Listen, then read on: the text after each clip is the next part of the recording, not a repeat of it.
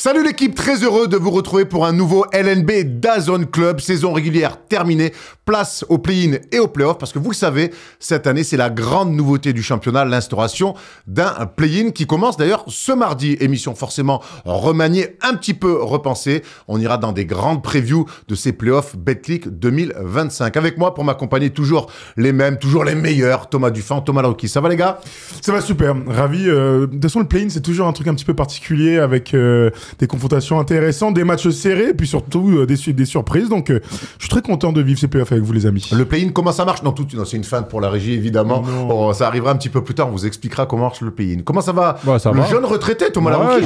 Ouais. Écoute, ça va en super forme. Voilà, on est prêt à passer à autre chose, et c'est pour ça qu'on est là aujourd'hui pour parler basket. T'as anticipé la transition. Ouais, ça tombe parfaitement, tu vois. Je m'éclate en faisant ça avec vous, en commentant les matchs sur DAZN, et j'espère en faire de plus en plus. Et voilà, on prend du plaisir, et là, on arrive dans les moments importants, et ça fait kiffer. Chloé nous a dit que tu allais commenter au moins 12 matchs. Elle m'a dit entre 0 et 1, mais après, voilà, très bien. Échange beaucoup trop sérieux pour moi, mais en tout cas, c'est vrai. Mais on aime quand il est comme ça aussi. Écoute, en tout cas, c'est un beau message pour tous les joueurs pros qui finissent et qui savent pas quoi faire. Toi, t'avais anticipé ça, et t'oublieras pas de remercier les gens qui t'ont remis le pied à l'étrier quand même. Allez, un petit mot.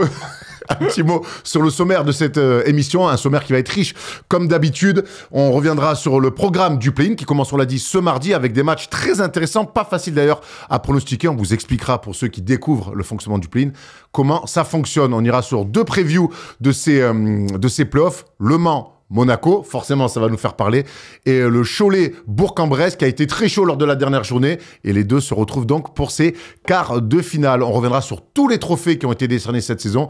Il y a des surprises, il y a aussi des confirmations, et on finira, parce qu'on est des mecs cool, par un top 10, certainement le meilleur de l'année. Sans aucun doute le meilleur de l'année, top 10 NBA. Ouais, je galvaude pas mes mots, ça va être exceptionnel, on va bien se régaler en fin d'émission. Si tu ne galvaudes pas tes mots, il est temps de se plonger dans cette émission. Allez, c'est parti, on va sur le preview et les previews des play-in, pardon.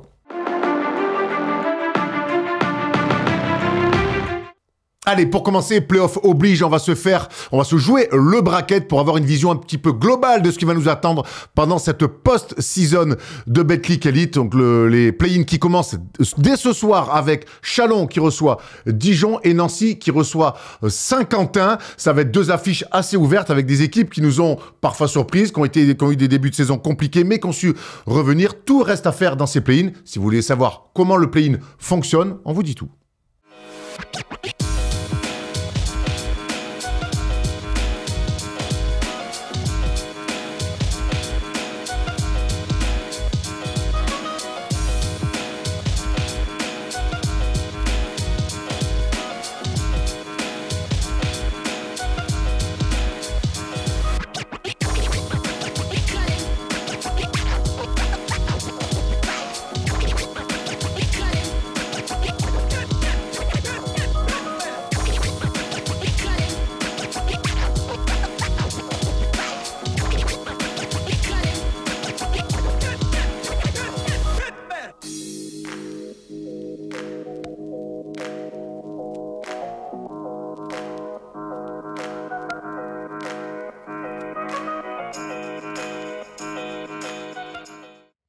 Il reste donc 2 tickets à récupérer en playoff, Thomas, et ça promet dès ce soir. Hein. Ouais, ça va être passionnant à suivre. On va regarder tout de suite le programme du soir pour savoir qui va finir 7ème et donc affronter l'Asvel. Donc ça va se jouer entre Chalon-sur-Saône et donc la JDA Dijon qui est bien remontée. Et puis ensuite, le vaincu de ces deux équipes affrontera Nancy-Saint-Quentin pour le 8e spot et donc jouer contre le Paris Basketball qui a remporté cette saison régulière. Ça se passera vendredi. Exactement. Allez, on va se plonger dans les playoffs parce qu'on est sûr déjà de connaître 2 séries. On va commencer avec Monaco-Le Mans. Et c'est forcément une confrontation qui nous fait parler parce que ça nous rappelle la Leaders Cup, ça nous rappelle la Coupe de France, ça nous rappelle aussi des matchs de championnat où les deux équipes sont un partout. Monaco est forcément favori de cette confrontation, mais avec Le Mans, rien n'est impossible. Rien n'est impossible parce que c'est l'équipe qui a créé le plus de malaise, de galère, on va dire, à Monaco cette saison, dans des moments importants, où il y avait un titre à la fin de la semaine, ou une finale potentielle, je pense forcément à la Coupe de France. Donc Le Mans est quelque part l'épouvantail de Monaco. Il y a évidemment beaucoup de questions qu'on va se poser aussi autour du Final Four d'Euroleague qui prend beaucoup d'énergie et qui peut démotiver les stars monégasques. Mais la réalité, c'est que ces dernières années, lorsque les playoffs commençaient, eh bien, Monaco se mettait en marche, en ligne de mire, sur les bons rails. Je fais toutes les expressions possibles pour dire que Monaco, une fois concentré, gagne le championnat de France assez facilement quelque part même. Allez, on s'est fait un petit résumé en tableau de justement ces confrontations et ces clés de cette future série entre Le Mans et Monaco, parce qu'il y a pas mal de choses à dire. Vous le voyez, cette année, Le Mans était allé gagner direct en championnat sur le parquet des Monégasques. Le Mans ensuite avait perdu à domicile face à Monaco, mais les deux dernières confrontations, c'est celles qui nous ont le plus marqué. C'est la finale de Leaders Cup avec une masterclass des hommes de Guillaume Vizade, et puis ensuite cette victoire aussi en demi-finale qui avait privé Monaco d'une finale à Bercy et d'une belle affiche face au Paris Basketball. On a l'impression, Thomas, que Le Mans, c'est un petit peu des gâcheurs de fête pour les Monégasques. Ouais, clairement, c'est une équipe qui l'a réussi bien. Et enfin, Le Mans, Monaco, ça réussit bien au Mans. Et on est très curieux de voir ce qui va se passer en play-off, parce que là, ces derniers temps, Monaco, c'est assez compliqué. Et j'ai l'impression que Le Mans a la bonne formule, en tout cas pour les embêter. Il y a des équipes parfois qui se correspondent pas comme ça en saison. On sait pas trop l'expliquer, parce que pour le coup, on sait que parfois Monaco lâche un peu des matchs en saison régulière. Voilà, entre l'Euroleague, la saison régulière, ça peut être compliqué. Là, tu l'as dit, c'était des matchs très importants, une finale de Leaders Cup et une demi-finale de Coupe de France. Et ils sont passés complètement au travers. Et quand on voit aussi les deux derniers matchs de Monaco, les deux routes qu'ils ont pris sur la dernière semaine, on est assez inquiet pour Monaco, mais on va en parler. Il y a d'autres choses qui arrivent aussi pour eux. Exactement. Puis là, la grande différence des deux derniers matchs, c'est que ça sera sur une série et non plus sur un match sec, et ça change toujours pas mal de choses. Les clés de cette série, justement, il y a pas mal de choses qui ont déjà été dites. Un nouvel exploit du Mans, pourquoi pas là sur une série, ça serait vraiment un exploit encore plus en XXL, on a envie de dire. L'attaque du Mans face à la défense de Monaco, la digestion positive ou négative du Final Four. On rappelle que Monaco jouera le Final Four dès vendredi, sa demi-finale face à l'Olympiakos de Evan Fournier, et puis le retour de Trevor Higgins. Et est-ce que Mike James sera bien luné? Ça, c'est toujours aussi une question un peu loufoque, mais c'est une question qui a le mérite d'être posée. Bien sûr, absolument. On va commencer par le début, je pense quand même. On a fait un récap de cette saison. Tu parlais de formule.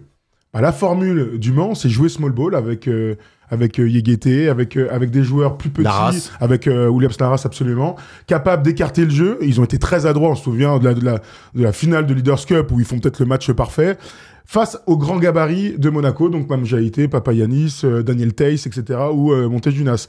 Je me pose la question une fois que tu sais qu'ils sont capables de te taper, dans quel état d'esprit Monaco va aborder ce quart de finale, parce qu'ils vont être obligés quelque part de jouer à fond et de jouer sur tes valeurs sûres, donc il va falloir dominer à l'intérieur. Tu sais, tu parlais de formule, si là tu te fais encore battre par du small ball, par des intérieurs plus petits, plus véloces, c'est qu'en fait t'apprends absolument pas tes erreurs. Voilà. La grande différence, Tom, c'est que Le Mans joue small ball, mais on va pas être surpris, on va plus être surpris, parce qu'on sait que Le Mans ne peut pas jouer autrement. Ils n'ont pas de grands à plus de 2 mètres. Non, ils n'ont pas de grands de toute façon, donc ils vont pas en inventer. Mais on a vu que ça marchait comme ça pour eux. Après, tu l'as dit, maintenant c'est un choix à faire. Est-ce que tu insistes en jouant plus grand à Monaco en te disant ok, cette fois-ci on va dominer à l'intérieur, ou maintenant est-ce que tu peux jouer plus petit avec Daniel Theis? Theis n'était pas là pour la finale de la Leaders Cup, il était là pour la demi-finale, il me semble, de Coupe de France. Mais voilà, après il y a l'interrogation aussi, Higgins, est-ce qu'il sera de retour et dans quel état? Forcément, Le Mans en attend beaucoup. Mais à l'heure actuelle, bien sûr que Monaco est favori. Mais quand on a vu ce qui s'était passé cette saison, on peut pas un aveu de faiblesse de jouer petit, parce que moi, quand tu me dis small ball, pour contrer le small ball, je pense pas à Daniel Theis, qui reste un mec de 2m10, c'est jouer vraiment small ball avec ce Blossom Game, avec Alpha Diallo en 4, et je serais quand même très étonné, vraiment, que Monaco s'adapte. Ouais, s'adapte au Mans. À un moment donné, c'est toi le favori, c'est toi le meilleur. Alors, il y a eu, c'est pas des piqûres de rappel, hein, c'est des échecs pour aller chercher les premiers titres de cette saison française. Je serais quand même étonné que Monaco fasse cet aveu de faiblesse. Un peu à l'orgueil. Il va y avoir des choix à faire pour Spanoulis, parce qu'on sait que depuis l'arrivée de Daniel Theis, il y a une rotation sur le secteur intérieur. Vous partez avec quel poste 5, vous? Mam Jaïté a été très bon à chaque fois qu'il jouait. Je partirais avec lui. Je partirais quand même avec Daniel Theis dans le 5. Et puis après, en fonction... Entre Montijunas et Papagiannis. Je pense que tu peux voir avec l'état de forme. On a vu, en quart de finale, on a vu Montejunas être dans les tribunes. Après, on l'a vu revenir. Ouais. On a commenté le match face à Bourg-en-Bresse. Montejunas, il rentre en 3e intérieur. Il est pas bon. Donc, c'est une bonne question. Je partirais quand même plus mobile, Papagiannis. Donc, je pense qu'il va partir avec. Vous vous souvenez de Papagiannis en finale de la Leaders Cup, comme il avait vécu le martyr? Alors, dans des problèmes de faute assez rapides, mais face à Naras et à Yegete, il avait été en grande difficulté sur justement eux qui l'amenaient beaucoup au large. Ça va être intéressant de voir les choix aussi de Span ou Listom. Tu peux nous remettre, s'il te plaît, les clés de cette série, parce qu'on a encore beaucoup de choses à voir. Et l'une des choses, c'est justement, on vient de parler de l'attaque et de la défense de Monaco. Ça va être intéressant de savoir aussi si on joue grand ou petit pour savoir les options défensives. Alors, plus que ça, moi, ce qui m'intéresse dans cette deuxième ligne, c'est que l'attaque de Monaco, la défense de Monaco est la meilleure du championnat. Ils encaissent 176 points par match. Donc, de loin, la meilleure défense de tout le championnat. Avec le meilleur défenseur du championnat. Avec Alpha Diallo qui a été récompensé comme meilleur défenseur du championnat. Et l'attaque du Mans, qui est la 4e et qui est une vraie bonne attaque du championnat, a marqué sur les 2 victoires qu'on a vues dans le tableau plus de 100 points. Donc Monaco a aussi, dans les péchés d'orgueil, dans on rate notre rendez-vous, c'est à un moment donné, tu peux pas encaisser 100 points contre une équipe qui est pas en Euroleague, qui truste pas normalement le très haut du championnat. Donc c'est dans ce rapport de force, moi je suis curieux de voir quel va être l'état d'esprit un petit peu monégasque, parce que s'ils veulent jouer un petit peu au jeu de l'attaque et de la défense, du rythme, du tir à 3 points, de la première intention, en fait, ils vont se faire peur. Donc cette équipe doit absolument être dans les 80 points marqués pour le Mans s'ils veulent passer assez facilement. Sur les 2 dernières défaites de Monaco face au Mans, il y a aussi, on a parlé du secteur intérieur, mais Trevor Higgins et Delaunay ont été excellents, ont mis beaucoup de rythme, du drive, provoqué beaucoup de choses, ont été évidemment adroits. On sait qu'en face à Monaco, il y a quand même des arrières aussi de très haut niveau, capables de mettre des grosses pressions défensives. Ça va commencer par là aussi, Tom. Oui, bien sûr, ça va commencer par là. C'est d'abord du défi, la défense. On peut mettre tout ce qu'on veut en place. Si t'as pas décidé, en tout cas, de tenir tes duels et t'es 1 contre 1, c'est compliqué. Après, pourquoi ils sont durs à défendre, le Mans ? Parce qu'il y a un beau jeu collectif, la balle bouge beaucoup, il y a beaucoup de circulation, du mouvement, et c'est jamais facile. Il n'y a que 2 joueurs qui jouent 1 contre 1 du côté du Mans, c'est Buchanan et Trevor Higgins qui sont capables de se créer leur propre shoot. Voilà, ces deux mecs-là vont être... il va falloir les tenir sur les pick and roll, sur les 1 contre 1. Et pour tout le reste, ça va être une défense collective où il va falloir être plus compact. Et après, on a vu aussi l'adresse qu'avait eu Le Mans. Est-ce qu'ils vont être capables sur une série comme ça? On sait que c'est long, enfin un peu moins long que les demi et les finales, mais sur une série de 3 matchs, compliqué à prendre. Il y a aussi une autre stat pour rester là-dedans, dans l'agressivité, dans les valeurs que tu veux mettre dans ce match-là, c'est le rebond offensif pour Le Mans. Ils sont à plus de 13 rebonds offensifs.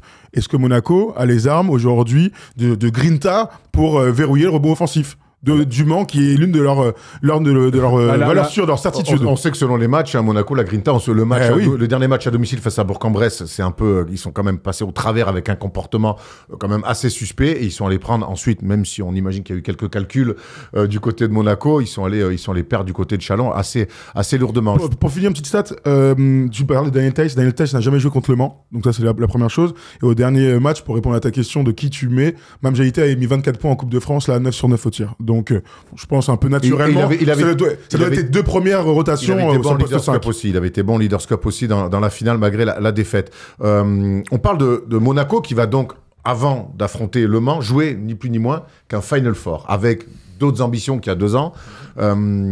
Comment on peut imaginer? Est-ce que ça peut leur donner un plus? Est-ce que ça peut leur donner un moins? On ne sait pas de quoi sera fait ce Final Four. Il y a une énorme demi-finale face à l'Olympiakos. Il va falloir rebondir, quoi qu'il arrive, très vite après. Ouais, il va falloir rebondir. C'est aussi pour ça, je pense, qu'ils sont passés complètement au travers là, sur cette dernière semaine. Je pense qu'inconsciemment, ça doit être très dur de se concentrer quand tu sais que le plus gros est fait dans la saison régulière, que tu as une échéance que tout le monde attend du côté de Monaco. On sait que c'est leur but ultime de remporter l'Euroleague. Voilà, après, forcément, s'ils gagnent, est-ce que ça va pas un peu faire la fête, vouloir profiter et peut-être se déconnecter? S'ils perdent, alors cet esprit de revanche quand même pour pas finir avec 0 trophée, parce que ça serait vraiment une vilaine saison à l'arrivée. Si tu fais un Final Four, certes, mais tu perds Leaders Cup, Coupe de France et championnat. Donc, avoir le résultat, la manière, après, voilà, ils sont professionnels. C'est chaque chose en son temps. Tu fais ton Final Four, après c'est fini. Il faut aussi switcher, passer à autre chose et aller remporter le titre. Et en tout cas, ils ont l'effectif pour enchaîner toutes ces échéances. C'est clair. On disait, ils sont 14 joueurs, donc ils ont l'effectif et le talent pour. Dans ces mauvais résultats là, des 2 dernières journées de Betclic, il y a aussi l'accident terrible qui s'est passé, la perte du petit Lorenzo. On a vu tous les joueurs aller à l'enterrement et on a eu la chance de commenter le match. Ils perdent 2-30 face à Bourg-en-Bresse. Tu sens que les mecs ils sont pas concentrés. Donc il y avait cet événement tragique, plus le Final Four où là je te rejoins complètement inconsciemment, tu vises l'Olympiakos, c'est là que tu vas mettre le plus d'influx nerveux, donc ils ont toute la semaine pour se préparer et puis on verra ce qui va se passer parce que t'as raison, ça se passe bien, ils vont en finale, pourquoi pas, ils vont chercher le titre, ce qui serait un exploit extraordinaire. Puis il y a l'autre truc qui se passe comme il y a 2 ans où ils font la deuxième mi-temps la plus cata de leur saison et ils se font éliminer et tu rentres déjà à Monaco en disant on s'est complètement raté, il va falloir qu'on se reconcentre. Ils avaient réussi il y a 2 ans à se reconcentrer, à faire des playoffs de Betclic de haut niveau. Donc ils ont les armes et les ressources, quoi qu'il arrive, pour faire un mois et demi là de bonne compétition. Maintenant, cette équipe nous a tellement surpris et parfois déçus par leur attitude que tout est possible quelque Ce qui est part. fou, c'est qu'avec Monaco, on peut dire ce qu'on veut. Il y a toujours un grand point d'interrogation complètement. sur les ingrédients qu'ils vont mettre sur un terrain et sur une série. Mais vous vous souvenez, il y a deux mois, on a fait un LNB Zone Club où on se disait qui peut battre Monaco. Bah, Le Mans. Et voilà. Le Mans. Non mais c'est vrai, on a dit toutes les armes. Le span est magnifique, machin. Le jeu de passe et puis derrière, Ils venaient tirer Daniel Tay, ils se sont dit armés et tout, mais derrière ils se font deux fois sortir pour les. Non, tu vois, t'as raison. Il y a toujours ce problème un peu d'attitude parfois qui vient aussi de Mike James. On l'a encore vu au dernier match. Ils sont pris la tête. Spanoulis et Mike James. Il est parti au vestiaire 2-3 minutes soufflé. Il est revenu. Donc voilà, il y a toujours cette épée de Damoclès un peu au-dessus de leur tête. On ne sait jamais trop dans les comportements comment ils vont être. On voit qu'Okobo est moins bien aussi ces derniers temps. Donc je ne sais pas, est-ce qu'ils sont tellement focus sur ce Final Four qu'ils ne sont pas trop dans le championnat en ce moment. La réalité, c'est que depuis 3 saisons, Monaco, peu importe les histoires, ils vont en finale. Ils sont double champions de France. Et donc c'est vrai qu'il y a toujours, ils laissent des matchs. On se souvient plusieurs fois au premier tour, ces 2 dernières saisons, ils ont laissé un match à domicile par exemple. Et derrière, ils sont capables d'aller éteindre des équipes. On se souvient notamment de la finale l'année dernière. Un partout après les 2 matchs à Monaco, et puis ils sont arrivés à l'Adidas Arena en sifflant. C'était la même chose un peu contre le Paris, l'année d'avant face au Metz 92 où là ils avaient complètement éteint l'équipe de. La bonne stat, Erwan, c'était 5 finales sur les 6 dernières saisons. Voilà, il y a que l'Asvel, Dijon, du Covid où Monaco s'était pas qualifié. Donc il y a malgré tout autour de Monaco une régularité, et la bonne nouvelle côté Le Mans, parce qu'il va falloir qu'il soit au complet Le Mans, c'est le retour de Trevor Hudgens. Je suis en parlais, qui était absent depuis le 1er mai. Alors dans quel état il va revenir, Trevor Hudgens, peu importe. Ce qui est sûr, c'est que c'est important, c'est lui le créateur, le cœur d'un petit peu de cette équipe en attaque notamment. Ouais, tout simplement l'un des meilleurs joueurs de ce championnat. Il a été régulier par son adresse, son talent de scoreur. Il fait partie des leaders de cette équipe. Il est primordial qu'il soit sur le terrain dans la meilleure forme possible s'ils veulent avoir une chance de refaire un exploit. Vous en avez parlé, mais le match, la finale, enfin d'ailleurs sa Leaders Cup au sens large, mais sa finale, il avait été exceptionnel avec des tirs venus d'ailleurs. Bon, de toute façon, quand t'es sous-dimensionné et que t'es David face à Goliath, tu dois avoir toutes tes forces en présence et tu dois surtout avoir ton meilleur joueur sur le terrain, et c'est Trevor Hudgens, le meilleur joueur du MSB. Et on peut imaginer pour terminer que Le Mans va arriver avec la satisfaction d'une saison déjà réussie. Ouais, c'est vrai. Tu gagnes une question. Tu gagnes une Leaders Cup, tu finis la Coupe de France. Tu penses pas comme ça, Non, mais attends, je te dis pas que tu vas à fleur au fusil en mode c'est que mais t'as déjà réalisé tellement une saison incroyable. C'est déjà une super saison. Ce qui est sûr, c'est qu'ils y vont sans pression entre guillemets, dans le sens où ils ont déjà réussi leur saison. Les grands favoris, c'est Monaco. Et ils l'ont déjà fait, donc ils savent qu'ils ont les moyens de le faire. Maintenant, avoir sans un grand Trevor Hudgens, ça sera compliqué. En tout cas, ils ont fait le choix de ne pas le remplacer. Ils auraient pu prendre un pigiste médical, mais il est tellement important pour eux qu'ils ont préféré miser sur le fait qu'il se rétablisse assez vite pour les playoffs. Donc à voir. On espère en tout cas qu'il sera en bonne forme, parce qu'on pourrait avoir une très belle série. Et surtout, ce qu'on adore avec Le Mans, c'est que dans la peau de David, c'est là où ils se sentent les plus forts. Donc une série archi intéressante à suivre. Autre série intéressante à suivre et qu'on connaît, c'est Cholet 4e qui va affronter Bourg-en-Bresse 5e. Et au-delà de toutes les stats, vous allez voir, c'est d'abord une confrontation entre frères. Gérald de Cholet qui affronte Joël de Bourg-en-Bresse. Ils étaient en interview dans notre canapé il n'y a pas si longtemps que ça. Et voilà ce que ça fait quand les uns jouent contre les autres. En fait, le jour du match, on s'écrit pas, mais on va parler dans le groupe familial, en fait. C'est-à-dire que, mais tu sais, on envoie des pics, genre, on l'envoie à tout le monde, mais ils comprennent que c'est pas lui, tu vois. Il n'y a rien de, tu vois. Mais, tu vois, on s'envoie toujours des messages pour c'était bon match, tout ça. Donc là, je pense, honnêtement, avant ces matchs-là, on se l'envoie sur le groupe familial, tu vois, bon match, mais on s'envoie pas de messages comme chaque jour, tu vois. Pendant chaque match, il m'envoie un message, moi, je lui envoie un message. Donc, c'est entre guillemets spécial. Après, évidemment, au moment où on se voit sur le terrain à l'échauffement, tu souris parce que t'es en mode punaise, genre tu vois, c'est fou, c'est marrant. Mais en vrai, c'est juste une envie d'en découdre qui est folle, en vrai.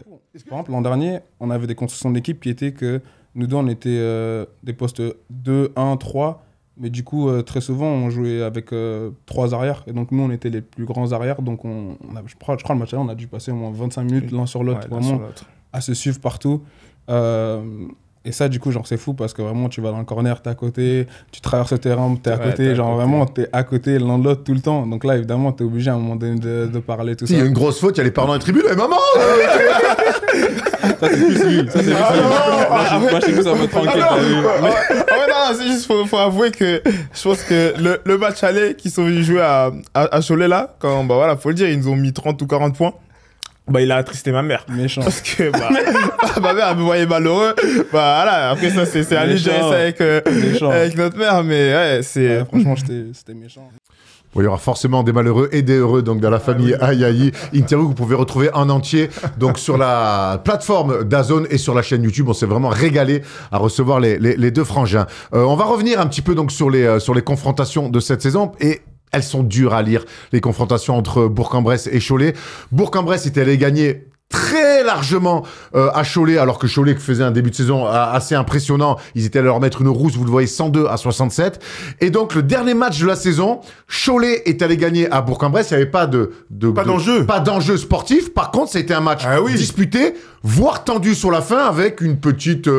pas échauffourée, non, mais une petite explication de texte entre Fabrice Lefrançois, coach de l'année, et Freddy Fotoux, coach de l'équipe de France. Ça mettait les bases d'une super série à venir. C'est ça, t'as raison, il n'y avait pas d'enjeu. On regardait un peu le match en se disant, bon, ils vont la jouer un peu tranquille et tout. Non, on sent bien que c'était un match un peu de préparation, parce qu'on connaissait l'ordre final entre ces deux équipes-là. On savait qu'elles allaient se rencontrer aussi 4 et 5. Moi, j'ai kiffé ce match parce que je me suis dit... alors, sans parler ça sent la poudre. Ça sent la poudre, sans parler d'une rivalité et tout. On a senti une animosité entre deux équipes qui sont super proches. Et en fait, le score du premier match on peut pas le prendre. T'as raison, ça n'est pas content au vu de la proximité. Ne reflète pas.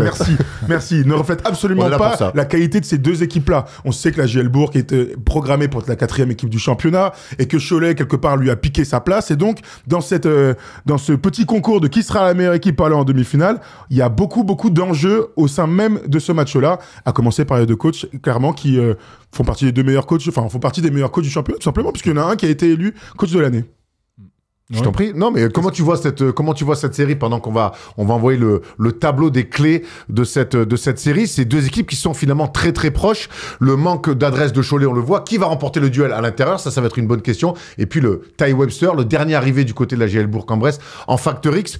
Tom, le manque d'adresse de Cholet, est-ce que Cholet peut gagner si, et on l'a vu, on les a vus en difficulté au Portel avec un manque d'adresse terrible. Est-ce que Cholet dépend beaucoup trop de son adresse extérieure? Forcément, dans le basket moderne, aujourd'hui, si t'es pas très adroit à 3 points, si t'as pas en tout cas des possibilités d'écarter le jeu, c'est très compliqué. Après, la bonne nouvelle pour Cholet, c'est qu'il y a le retour de Bastien Vautier qui va leur faire du bien à l'intérieur. Mais moi, je vois surtout une série, ça va être la bagarre, quoi. Sur 3 matchs, on voit beaucoup de tension. On a vu la déclaration aussi de Freddy Fotoux, qui a dit que si on était arbitré comme ça à Cholet, ça serait impossible de gagner, qui pose déjà des bases. Donc, il va y avoir beaucoup de tension. Je pense que... Honnêtement, ça va être une série. Il y a moyen qu'il y ait des disqualifiants, des fautes flagrantes, des techniques un peu dans tous les sens. Et j'ai hâte de la voir. C'est un beau teaser que tu nous fais, dis donc. Non, mais moi j'aime ça, de l'intensité, de la tension entre ces deux équipes. Et ces deux équipes qui ont à peu près le même niveau. Voilà, on le voit sur le dernier match aussi. Ça a été très disputé. Et je pense que ça peut basculer des deux côtés. Thomas, parmi les clés aussi, on parlait donc de l'adresse extérieure de Cholet, mais c'est vrai qu'aujourd'hui, dans le basket moderne, mettre dedans, ça aide toujours à gagner des matchs. Il y a un duel intérieur avec des profils très différents. Bastien Vautier, qui va être notamment avec Darrell Poirier, qui est arrivé un petit peu en cours de saison. Et en face, on est avec Jean-Marc Pansa et Kevin Kokila, sur 2 profils différents. Il va falloir que ces deux-là puissent couper et empêcher Bastien Vautier d'avoir l'influence qu'il a d'habitude. Et on sait que quand Bastien Vautier est moins influent dans le jeu, c'est problématique pour Cholet. C'est plus facile à lire. Quand vous avez une arme comme Bastien Vautier qui est aussi fort à l'intérieur, à la fois pour son scoring post-up, mais aussi pour ses passes décisives, parce que c'est un gars qui a un vrai QI basket, tout de suite vous limitez l'équilibre complet de l'équipe de Cholet, qui est vraiment une équipe où il n'y a pas une tête qui ressort. Ils sont tous à peu près au même niveau en termes de stats et en termes d'impact sur l'équipe. Donc le travail de Jean-Marc Pansa et de Kevin Kokila, en fait, c'est de dominer. C'est d'être le meilleur en défense, d'être le meilleur au rebond, et c'est d'être capable aussi de bien finir sur la défense de Bastien Vautier en lui faisant provoquer des fautes. Et si tu défends pas, je marque des paniers assez faciles. Donc ce duel intérieur, il veut dire beaucoup parce que les équipes sont très très proches, donc il faut bien aller chercher quelque chose et quelqu'un pour faire la différence. Et donc dans ces cas-là, on regarde l'un des meilleurs joueurs du championnat, Bastien Vautier, doit montrer pourquoi il a été élu parmi les meilleurs joueurs de cette année. Alors on sait que la saison de Bourg-en-Bresse, elle a été compliquée avec un parcours en Coupe d'Europe aussi un petit peu difficile, bien plus difficile que la saison dernière. Il y a eu beaucoup de blessures cette année, ce qui a fait que certains joueurs sont arrivés en cours de saison, notamment Ty Webster, qui est le dernier arrivé et qui amène pas mal d'énergie pour ce slasher en sortie de banc, Tom. Ouais, déjà, il va ramener beaucoup d'expérience en sortie de banc. Voilà, tu l'as dit, c'est un slasher. C'est un deuxième arrière assez athlétique qui a amené du drive, de la bonne défense, il va beaucoup vers l'avant, il se projette. Après, ça manque aussi de shooter. Ils l'ont fait venir parce que Brandon Jefferson, finalement, fait pas trop la maille. Il est un peu en difficulté, même s'il est un peu mieux sur la fin de saison. Mais voilà, il leur fallait aussi un peu plus de rotation parce qu'on sait que les séries de playoffs, c'est très très long. Ce qui est sûr, c'est que, alors il y vient en tant que pigiste médical et que la perte de Castagneda est une perte immense. Évidemment. C'est face à l'équipe de France avec la Bosnie. C'est incroyable cette histoire. Il était 2e meilleur score du championnat. On a beaucoup parlé de lui. Il est amené à jouer encore plus haut que notre championnat. Lui arrive, tu le disais, avec beaucoup d'expérience. Là, il sort d'une saison à Perth dans le championnat australien où il a 9 points par match. Il est déjà passé à Francfort il y a 10 ans. Il a joué à Kaunas. Il a joué à Galatasaray, mais c'était il y a quelques années. Kaunas, c'était à 5 ans maintenant. Écoute, il faut avoir confiance toujours et on va payer content. Moi, ce que je vois dans ces 9 matchs, c'est qu'il a joué une fois face au Paris Basketball. Il met 0 points dans le match. Donc, j'en attends beaucoup, mais je suis pas sûr qu'il soit assez fort pour... Tout à l'heure, je parlais d'un mec qui peut sortir un petit peu sa tête du collectif pour aller, tu vois, jouer les 2 dernières minutes et faire gagner son équipe. Je suis pas sûr que ce profil-là soit capable dans notre championnat aujourd'hui, de peser vraiment dans un money time. Après, on sait qu'avec la blessure de Castagneda, il avait déjà un rôle important. C'est Jordan Usher qui va devoir être une vraie bascule côté Bourg-en-Bresse. Il faut vraiment que ce soit le meilleur joueur de son équipe. Exactement. Vraiment. C'est lui qui doit être le meilleur joueur de son équipe. On sait qu'il a tout ce qu'il faut en boutique. Ça l'est clairement depuis la blessure de Castagneda. On avait déjà vu son potentiel en début d'année. Beau joueur, ailier, délié. Beau nom, beau prénom en plus. En plus. Voilà. Et beau gosse en plus. Et beau gosse. Capable de shooter à 3 points, un peu de tout faire. C'est pareil, c'est un joueur, je pense, à terme qui sera amené à jouer aussi plus haut. Et voilà, clairement, aujourd'hui, l'option numéro 1, c'est lui. On l'a vu mettre un énorme poster qu'on verra sûrement dans le top 10 du mois. Oui. Magnifique. Et voilà, ça doit être lui, en tout cas, la première option de Bourg-en-Bresse. Et ça va être à lui aussi d'assurer tous les soirs. Il va être défendu par sûrement... Ayayi, certainement. Alors, c'est 4 et 5, c'est un peu une question facile, mais c'est clairement, là, au vu des à côté aussi du basket, c'est vraiment la série la plus serrée, la plus excitante, peut-être. Très, très dur de mettre un prono. 4-5, toujours. 4-5, toujours excitant. Il y a beaucoup de matchs dans le match. Tu vois, moi, j'en attends beaucoup des arrières de Bourg-en-Bresse. À un moment donné, tu parlais de Joël. De Joël à Brandon Jefferson à Hugo Benitez, il va falloir qu'ils soient, eux, vraiment très bons. On rappelle, c'est une série en 3, donc ça va très vite aussi. Tu peux perdre le premier, mais par contre, t'es en grand struggle. Surtout l'équipe qui reçoit. Donc, t'as pas le temps, en fait, de tergiverser. T'as pas le temps de rentrer dans ta série. Il faut être en action directe. Et à ce jeu-là, honnêtement, moi, je donne un tout petit avance à Cholet. Je pense que Cholet va le faire. Cholet pour toi? Je dirais Bourg. Je pense qu'il y a un petit peu plus de talent. Après, à voir si l'intensité physique, ils arrivent à matcher. L'arbitrage, on a vu qu'il s'était passé beaucoup de choses.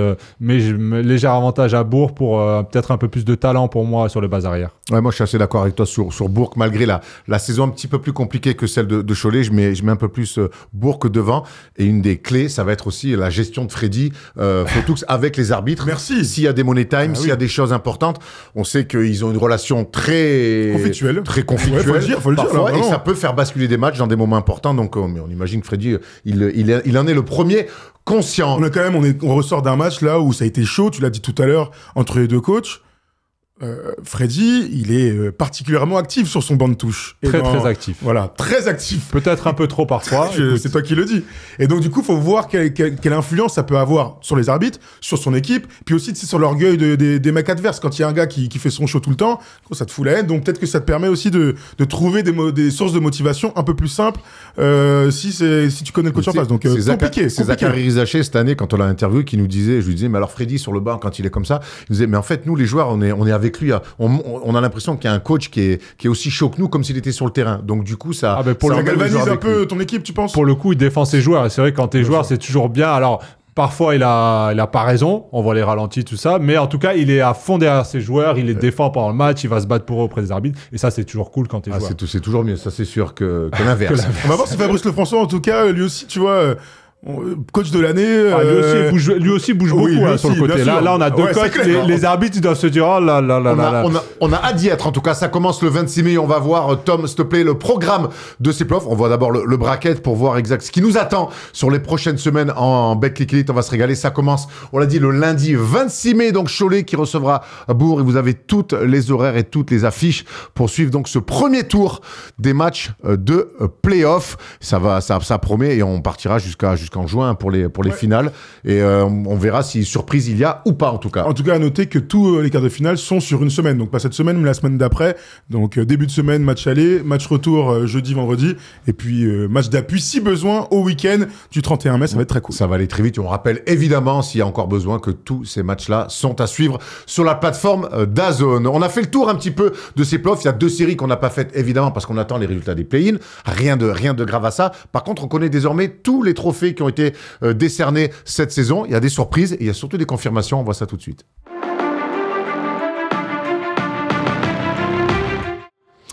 Les trophées de l'année, c'est toujours ce qu'on aime bien, ce qu'on attend après beaucoup de mois de compétition. On a envie de savoir qui est le meilleur joueur, qui est le meilleur scoreur, qui est le meilleur progression, qui est le meilleur défenseur. Ben, on va prendre le temps justement de décortiquer tout ça. On va commencer par le plus beau des titres, celui de MVP. Et c'est une nouvelle fois TJ Short pour la 2e année consécutive qui est élu MVP sans réellement de surprise. Paris Basketball qui finit premier de la saison régulière. TJ Short qui finit meilleur passeur. Je crois qu'il est 3e meilleur scoreur aussi du championnat. C'est la première fois depuis 2015 où on a réunifié les MVP français et américains, où il n'y a plus qu'un MVP, qu'un mec fait le doublé. Bon, TJ Short, quoi d'autre? What else, on a envie de dire? Bon, c'est le meilleur joueur du championnat. On peut en discuter de niveau, etc. Mais le plus complet, le plus régulier, l'un des plus charismatiques aujourd'hui aussi.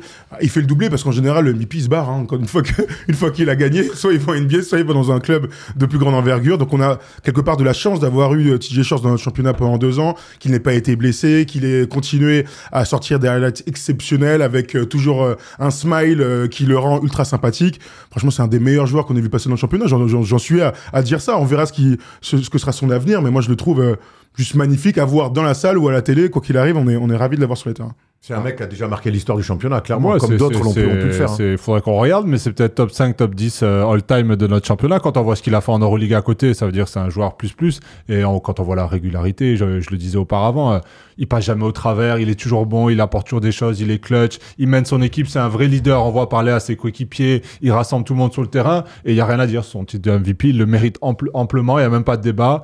Après, bravo à la saison de Théo Malédon qui a fait une super saison derrière. Bien sûr, t'as raison. Mike James, pour moi, il est là un peu par son nom, mais il a été quand même un peu plus impliqué avec aussi l'arrivée de Spanoulis, mais il est loin derrière, au niveau de la saison de TJ Short, par exemple. Dans l'investissement, c'est sûr qu'il n'y a pas photo. En tout cas, bravo à TJ Short, et qu'on va pouvoir suivre pendant ces playoffs, parce qu'on imagine que TJ Short et le Paris Basketball finalisent l'année dernière, avec la saison d'Euroleague qui vient de s'envoyer, et en finissant premier du championnat, ils auront donc l'avantage du terrain si finale il y a. Ouais. Je pense que derrière dans un coin de la tête, ils ont un titre de champion de France en vue, et c'est...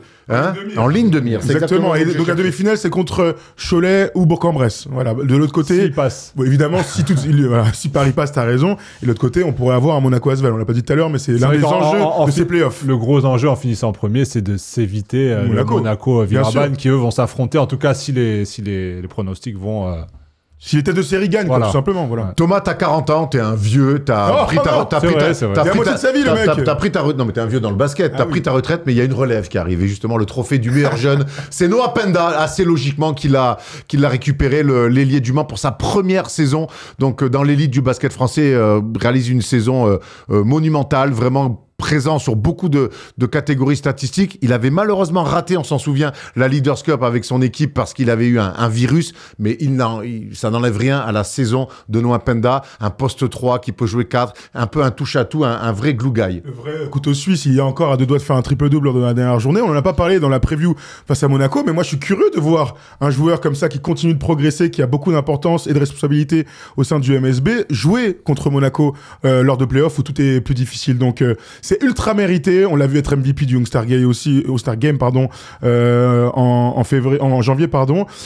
C'est un joueur NBA en fait. Je sais pas s'il ira dès l'année prochaine. Je sais pas s'il aura un jour des minutes en NBA, mais il est juste au-dessus du championnat à son âge. Donc bravo à Noah qui a fait une très très belle saison régulière. Ouais, amplement mérité. Voilà, il était en concurrence avec Nolan Traoré qui lui a été un peu irrégulier, on va dire, sur la saison, mais il mérite poste 3 moderne et hâte de voir ces duels avec Diallo, Blossom Game, des mecs ultra physiques qui sont déjà des top joueurs Euroleague. Donc voilà, à voir aussi tous ces duels, ça va être super intéressant. C'est un super test avant peut-être de passer outre-Atlantique. Et puis on sait qu'il va être attendu à la draft fin juin et que obtenir un trophée comme ça de meilleur jeune championnat référencé comme la Betclic Elite, eh ben, ça peut te faire monter dans la draft. C'est tout le mal en tout cas qu'on souhaite à Noah Penda. Ils vont être regardés ces matchs de playoff. On a des jeunes, Nolan Traoré déjà en play-in et puis après Penda. Alors lui, il n'attend pas la draft NBA, mais il n'empêche qu'il a réussi une très belle saison. Lui aussi, c'était sa première saison comme coach principal en Betclic Elite. C'est Fabrice Lefrançois avec Cholet qui est logiquement, on a envie de dire, élu coach de l'année parce que Cholet, on ne les attendait pas à ce niveau-là. Ils finissent 4e, mais ils ont été premiers très longtemps dans la saison. Ouais, tu sais, tu regardes ce que tu as en termes d'effectifs et tu vois ton résultat et ce que tu arrives à faire dans le championnat. Bah oui, Fabrice Lefrançois a pété le plafond. Ils ont été bons tout au long de la saison. Ils ont été ultra réguliers aussi. Ils ont bien joué au basket. J'aime bien quand les coachs allient bon jeu et puis résultat. Et puis ils prenaient la succession de Lolo Villa il y a de l'année dernière que vous connaissez très bien, exactement. Et donc on aime bien ces nouveaux noms, ces nouvelles figures arriver et performer direct. Parlons de son style un petit peu, Thomas, très inspiré un petit peu sur ce que faisait Thiuma Cisalo. On a vu beaucoup des fois de changements par 4, par 5 joueurs aussi. Un coaching moderne. Ouais, un coaching moderne, c'est surtout, je vois un coach passionné, en fait, qui transmet sa passion à ses joueurs, qui transmet son énergie. On le voit beaucoup bouger sur le côté.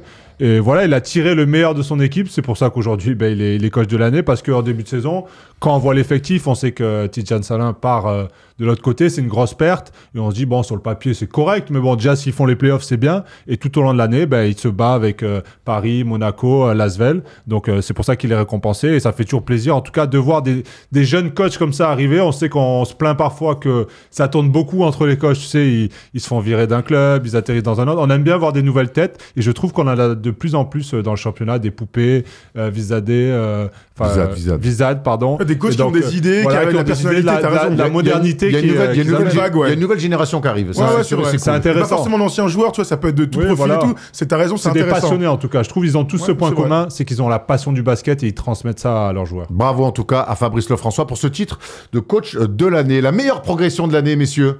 Elle est du côté de Nancy, ouais, avec Clément Frisch qui a réalisé une saison de très très haut niveau, un petit peu, pas dans l'anonymat, mais dans l'ombre, on va dire. On a assez peu parlé de Nancy cette saison, mais Clément Frisch, lui, il a fait une énorme saison. Regardez sa progression par rapport à la saison dernière, il a quasiment doublé. Allez, on grossit un petit peu le trait, quoique sur l'évaluation, il a plus que doublé. Mais Clément Frisch, poste 4 moderne, on se souvient de lui, formé à Strasbourg, passé par la Pro B avec Denain où il a été très bon. Les équipes de France avec Victor Mbanyama en jeune, et puis après 2 saisons en pro, le voilà meilleure progression de la saison et il pourrait rejoindre une équipe d'Euroleague de l'autre côté des Pyrénées la saison prochaine. Rien que ça. On parle de Baskonia, ouais. Franchement, c'est un bête de joueur. C'est un bête de joueur, il est très complet, c'est un beau physique, adroit, et puis il a ce truc que moi j'adore quand les jeunes joueurs commencent à performer, c'est qu'ils se cachent pas, les mecs. Il a été bon dans des gros matchs, il a été même spectaculaire parfois, et on sait que ça compte, les highlights d'un point de vue du grand public, mais aussi pour les scouts. C'est un gars qui a amené à s'installer, je pense, en Euroleague. Il a tout en magasin, en tout cas, Clément. Ouais, moi je l'ai beaucoup saucé quand je l'ai commenté en début de saison. Parfois il me frustrait parce que je trouvais pas assez agressif. Je trouve qu'il a tellement de talent, il peut en faire plus. Et là, au fil de la saison, il est monté en régime. Il a un peu tout dans son bagage. C'est un poste 4, mais je pense peut-être qu'à terme, il pourra aussi se développer en 3. Mais il est athlétique, il peut jeter à 3, il joue juste, il est appliqué. C'est un bon défenseur. Et en fait, il a tout vraiment en bagage pour, à terme, être un super joueur d'Euroleague. Moi, c'est comme ça que je le vois. S'il continue sa progression, et en tout cas, c'est tout ce qu'on lui souhaite. On vient de voir une image derrière toi, il a miné un énorme compte sur la planche. Ça montre à quel point c'est déjà un joueur spectaculaire pour notre championnat. Il a mis un sacré dunk aussi lors de la dernière journée sur Dalton Holmes. Qui ça? Dalton Holmes. Ah ouais, très bien. Non mais il joue, je sais que c'était ça ma question. De le voir. Ouais, beau salaire pourtant. Il a fait 3 fautes en 1 minute 40 lors du dernier match. Ça n'a rien à voir. Il n'y a pas de trophée pour ça, mais j'avais envie de le dire quand même parce que je l'ai commenté, ça m'a perturbé. Belle saison Dalton en tout cas. Thomas, un trophée qu'il n'y avait aucune raison que tu l'aies dans ta carrière, c'est le meilleur défenseur. Non, je crois que je vais prendre tous les DVD que j'ai chez moi. Ça intéresse personne, gros. Moi, ça m'intéresse. Voilà. Moi, ça m'intéresse. Meilleur défenseur, Alpha Diallo, c'est mérité pour un mec qui vraiment, pour le coup, en plus, c'est sur des postes extérieurs. On aime bien quand les postes extérieurs sont récompensés. Alpha Diallo, c'est un vrai gros fort défenseur. Il aime ça en plus. En plus, il aime ça. Tu l'as dit, ça lui tient à cœur de stopper les meilleurs joueurs adverses, surtout qu'il peut le faire de aller un petit peu, mais surtout 2, 3, 4. Il est avec son ami Blossom Game, c'est peut-être les 2 meilleurs défenseurs du championnat. On sait qu'à l'époque, ça se battait beaucoup avec Charles Cahudi, qui malheureusement était blessé cette saison. Mais voilà, amplement mérité, rien à dire. Même en Euroleague, il fait partie des meilleurs défenseurs. Donc je vois pas pourquoi ça aurait pas été le meilleur défenseur en championnat de France. C'est normal que ça lui revienne. Il a souvent été dans les discussions. L'année dernière, c'était John Brown. Là, c'est Alpha Diallo. C'est un des meilleurs défenseurs d'Europe, tout simplement. Et physiquement, dans l'état d'esprit, il est toujours prêt à accepter les challenges à notre niveau. Enfin, à notre niveau. Au niveau de la Betclic, il est un peu surdimensionné défensivement. Donc, ouais, c'est un pilier de la défense monégasque. La bonne nouvelle, c'est qu'il a prolongé avec la Rocket Team. Ouais. Donc, on est content d'avoir, et je le dis tout le temps, des mecs qui restent longtemps dans les projets. C'est la première pierre pour que le public s'attache aux différents joueurs. Donc, tant mieux qu'Alpha Diallo reste en Betclic. Et on le dira jamais assez. Le 5 majeur de la saison. Donc, Alpha Diallo dedans, Mike James, Théo Malédon, TJ Short et Chevon Thompson, qui était en course aussi pour être MVP, le pivot de Nancy. Messieurs, il n'y a rien qui, pour vous, tout vous paraît logique? Belle équipe. Non, belle équipe. Bah écoute, c'était tous les joueurs dont on a beaucoup parlé cette saison, qui ont scoré, qui sont importants, qui sont des figures importantes du championnat.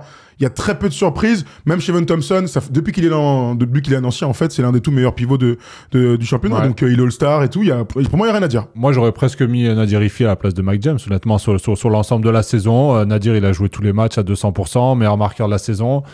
Voilà. Après, Mike James, on le met aussi par le nom. Mérité dans le 5, je sais pas, mais en tout cas il y est, mais ça aurait pas fait tâche de mettre Nadir Hiffi. Moi je te rejoins, Paris Basketball finit premier du championnat, Nadir Hiffi finit meilleur scoreur. Pour un Français, c'est quand même pas banal. On sait que Stéphane Ostrowski l'a fait plusieurs fois, que Edwin l'avait fait, c'est pas rien. Victor l'a fait, c'est pas rien, un Français qui finit meilleur scoreur. Et c'est vrai que sur la globalité de la saison, la régularité de la saison, j'aurais mis Nadir Hiffi dans le 5. Il sort du banc avec le Paris Basketball, il sortira aussi du banc parmi les meilleurs joueurs, parce qu'il est dans le deuxième 5. En tout cas, un beau shout-out à Nadir Hiffi pour ce titre. Il va rester ou pas Nadir dans le championnat alors? J'ai pas l'info, je vous pose la question. Je crois qu'il y a 2 clubs, un en France, un qui est pas en France. First Team investisse dans le Paris Basket, si vous voulez qu'il reste. Ou l'inverse, plutôt. Oui, parce qu'on l'a pas dit pour TJ Shorts, mais il peut aller en NBA, mais il peut aussi rester à Paris, non? Écoute, là, à mon avis, ça doit, les téléphones, ça doit sonner fort. 2 millions, qui dit mieux. On s'active. On doit beaucoup appeler l'agent de TJ Shorts. C'est Jordan Belford.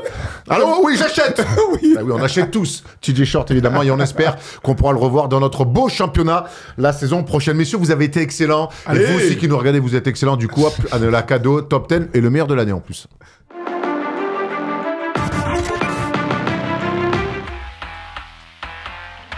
C'est fait oublier. Bien joué. Le Thomas, encore un pour l'américain. Celui-là, il s'est fait plaisir. Magnifique. Allez, Romain Domon qui a arrêté son dribble. Valentin Chéry. Oh là là, l'énorme dunk de Romain Domon.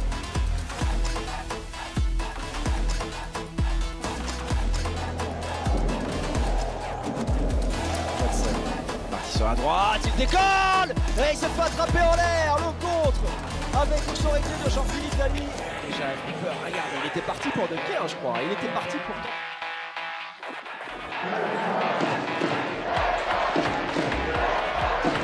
Camardine avec Grégor Rova. Ah, oh là là, c'est magnifique ce qu'on vient de voir. Pas forcément maîtriser son geste. Aaron Wheeler.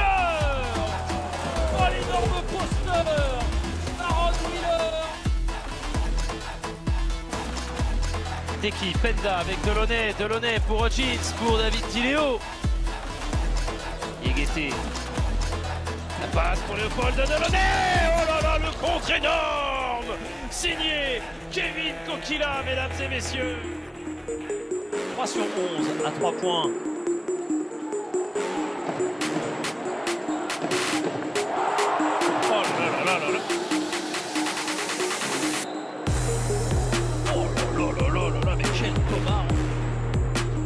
Au bout, Mike James face à Robin du côté, Mike James, il se lève, la gamelle de Mike James, et le rebond derrière de Mike Jaite, rebond de Mike Jaite.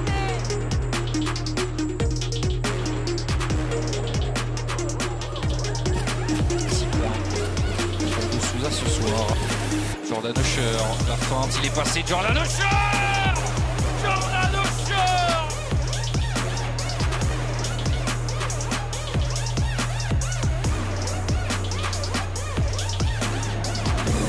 Il a marqué 5 des 8 points de son équipe, Will Watson. Face à Traoré, juste là! Oh là là là là là là là là là là! Derrière. Le couloir offensif, on revoit cette action, mais magnifique. Ah, ici, on débat même pendant les top 10. Messieurs, c'était un top 10 de très haut niveau. On fait un shout-out à notre ami Paul Lacombe. Ah oui. Toujours présent dans les top 10. Pas forcément dans les meilleurs rôles, mais il est là. Polo, on t'a vu. On t'a vu, ne baisse pas la tête, on t'a vu. Baisse pas la tête, Polo, c'est pas grave. T'étais là sur le repli, on l'embrasse, on le chambre. Bien sûr, c'est la famille. On le chambre. Messieurs, vous avez été très bons, je l'ai dit. C'était le meilleur top 10 de l'année. Je pense qu'on a fait aussi la meilleure émission de l'année. On va voir le programme quand même, parce que c'est ça le plus important avant de se quitter. Le programme de ces playoffs, on l'a dit, ça commence dès lundi. Donc, on n'oublie pas que le play est ce soir. Cholet, Bourg-en-Bresse dès lundi. Ensuite, Lyon-Villeurbanne qui recevra le vainqueur du play-in A. Ça sera mardi. Puis vous avez toute la suite. Soyez bien sur les réseaux et sur la plateforme DAZN pour avoir toute la programmation jusqu'au final de Betclic Elite. Merci Thomas. Bah, merci à toi, t'étais excellent. C'est vrai, Erwan. Hein. Allez. On espère que Monaco sera aussi bon que toi vendredi soir contre C'est un métier l'Olympiakos. après à 5 000 € l'émission. Je me dois d'être excellent. Voilà. Eh bah oui, vrai joueur de Monaco. Voilà, Alors, moi, même salaire aussi. exactement. Mais putain que non. C'est une prime de mi-temps, ça, pour nos amis monégasques. On les embrasse. Allez, et on leur souhaite surtout bon courage. Ah oui, on est à fond, et on bonne chance. est à Monaco. Allez, on est à Tout fond le monde derrière à fond Monaco. derrière Pour le Monaco. Fenerbahçe, contrairement à d'autres sports, on supporte tous les clubs français Allez. en Coupe d'Europe. Allez, salut à tous. On se retrouve très vite sur DAZN.